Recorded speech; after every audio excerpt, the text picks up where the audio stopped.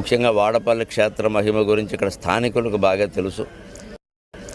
ఇక్కడ ప్రతి శనివారం ప్రత్యేకించి 7 వారాల దర్శనం అనేది పెట్టిన తర్వాత చాలామందికి చాలా అనుకోని కోరికలన్నీ తీరి అనేక కష్టాల నుంచి వాళ్ళు బయటపడి అనేక రకాల వ్యాధులు నయమై ఎంతో ఆరోగ్యంగా ఆనందంగా ఉన్నారు ఈ ప్రాంత ప్రజలంతా. ఈ దూర ప్రాంతాల నుంచి దూర దేశాల నుంచి వచ్చి కూడా We came from Darjeeling, Sikkim, and I'm from Austria together with my husband. నేను అమెరికా నుంచి వచ్చానండి. నా పేరు బిందు.